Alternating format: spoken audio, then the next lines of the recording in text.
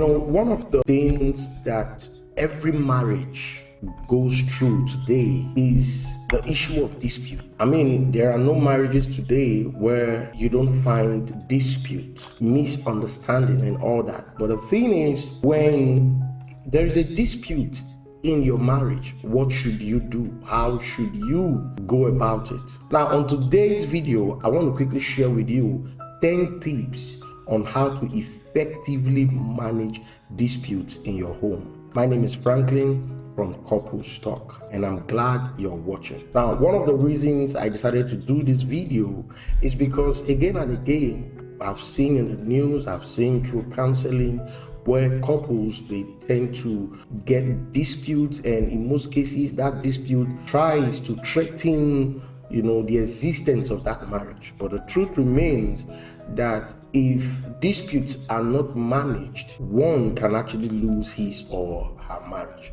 And so for this reason, I just want to share a few thoughts with someone out there who may need this. Now, it is not our prayer for couples to go through this kind of situation, but when it happens, what should you do? Because it will happen. I'm not here to tell you that it's not going to happen. It's surely going to happen, but when it happens, what should you do? The first thing you must do is to understand that dispute in marriage is a normal thing. It's not new. Now, when I use the word normal, what I'm trying to say is that it's something that it's part of the package. When you talk about marriage, there are a lot of things that is associated with marriage, and one of those things is disputes. There will always be misunderstanding. There will always be issues that will come up that will make the both of you to be at loggerheads. But at the end of the day, you guys should be able to come together and come to a common ground. You get the point? So the first thing you've got to do is to understand that what you're facing right now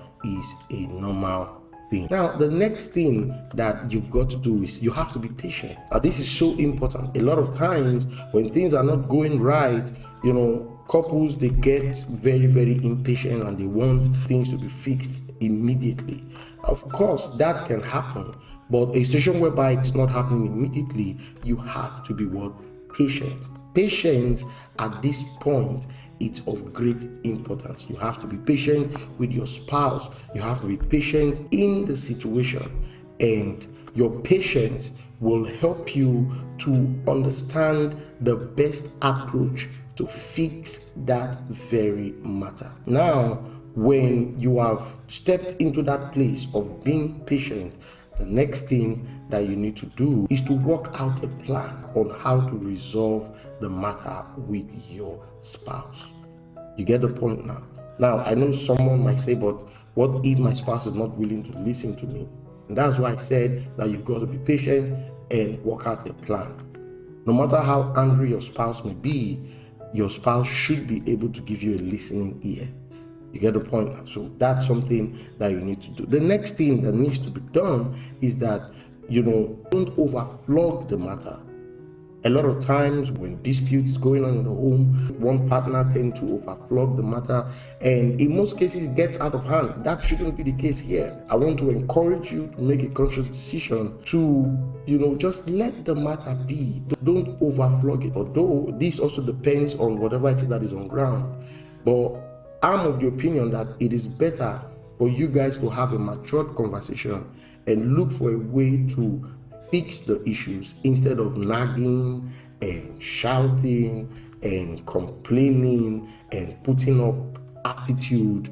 Those are wrong communication mistakes that should be avoided. Now, I've done a video on 10 communication mistakes that should be avoided in your marriage. I will just link them up in the description box below, and you can also see the thumbnail now showing on your screen. It's a series, part 1 and part 2. That video is going to go a very long way to bless you, trust me. So that's something that you should work on. It will go a very long way, to help you understand how to work on your communication in your marriage. You get the point now? Make a conscious decision not to overflog the matter. If you're trying to bring it up and your spouse is not willing to listen to you, give it time. I'm telling you, in the long run, he or she will definitely come to a point where they would want to listen to you. Now, the next thing that you need to do is ask questions. There are times when things begin to get out of hand. Don't just keep quiet. Ask questions. Ask your spouse, what's going on? What's happening? What is wrong? Where did I go wrong? These questions, they will help you to be able to approach your spouse, will make your spouse to be comfortable in explaining to you what the challenge is. No matter how stubborn they are, when you approach your spouse like this, I'm telling you, they will be comfortable enough to want to speak to you. So that's something that you should work on. It's very, very, very important. Ask your spouse questions. Get to find out how they feel. Get to find out what is going on, why they are acting like this. This will open up the communication line that will help to bring in the solution. You get the point now. Now, the next thing that you've got to do is you have a matured conversation. Don't shout, don't scream. A matured conversation. Remember, a lot of times, something I've seen from couples that I've counseled over the years, when they're having issues, you see one party will run back to his or her parents or his or her family member to go and report. But that is not always a good approach, because see, when you do that, you're exposing your marriage too early. Now, there is nothing wrong with confiding in someone and saying, this is what I'm going through in my marriage. Please don't get me wrong, understand this. There's nothing wrong with that at all. But before you do that, have you discussed with your spouse? Before you do that, have you tried to, come to a common ground with your spouse? You get the point now? Because see, a lot of times when you go to family members, they will side you. Make no mistakes about it. If you are a man and you go and report to your parents or to your family members and you let them know that this is what is going on between you and your wife, they won't side your wife, they will side you.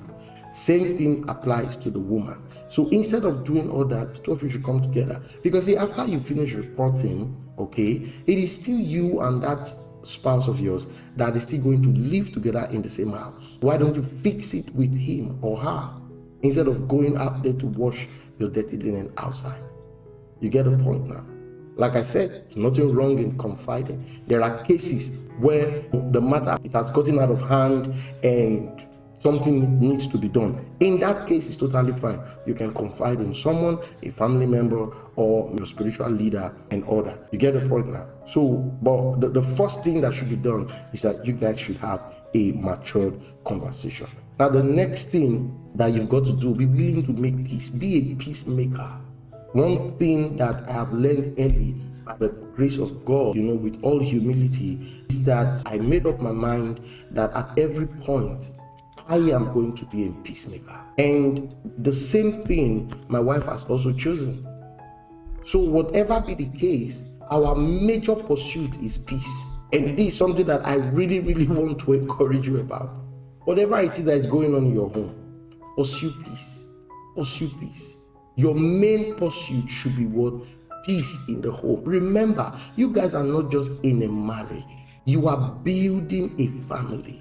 You are building an institution that will linger on for generations. You've got to understand the implication of marriage. You're building a family together. And because you are building a family together, it goes beyond marriage. Because you are building a family together, peace must be the number one pursuit. This is so important. Be a peacemaker in your home. Be the peacemaker in your home. Be the one responsible for peace. Imagine if you as a man, you make the decision and say, I want to be a peacemaker. And then the woman make the decision and say, I want to be a peacemaker. Do you know what's going to happen? Your home will be blissful. Your home will be full of joy, full of happiness, and full of prosperity. Because see, there is another video I'm going to be making, okay? The consequences of disputes in the home. Many people don't understand that when dispute is in the house, it brings hindrances. I'm going to take our time to do that video. But until then, be a peacemaker. Yeah. Be a peacemaker. It will go a very long way to help. So this is something that you should really consider. Now, the next thing that you've got to do is that you've got to be quick to forgive and move on. A lot of times, the reason issues lingers on is because of the lack of forgiveness. Not willing to let go. You just want to hold on to that matter. You just want to speak about it. 10 days later, you are still referring to that issue. 20 days later, 1 month later, 3 months later, you are still referring to that particular issue. You keep, rubbing it on the face of your spouse. Now, when you keep doing that, do you know what you're doing? You're pushing your spouse away and you don't even know it. He or she will no longer be, comfortable or confident around you.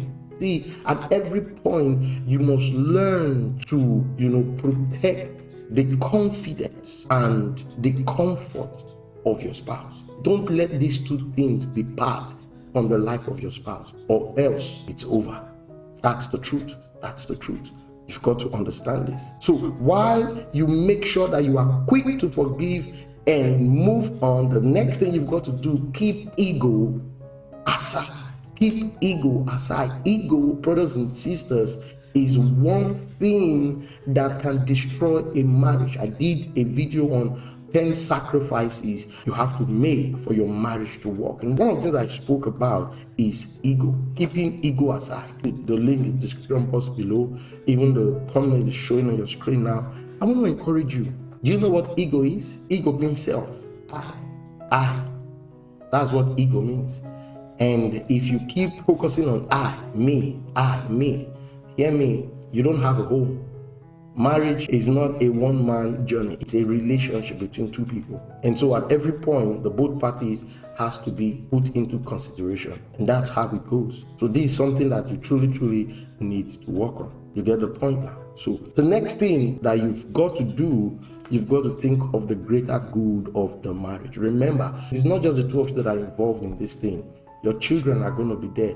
Whatever decision, whatever happens between the two of you, as the man and woman, hear me, you've got to understand that it will go a long way to affect your children positively or negatively. Whatever you guys are doing, consider your children. Don't be selfish. Consider your children, because it will impact their lives a great deal. So this is something that you truly need to work on. And finally, I know I've given you more than 10 tips though, but finally, commit your marriage into the hands of God.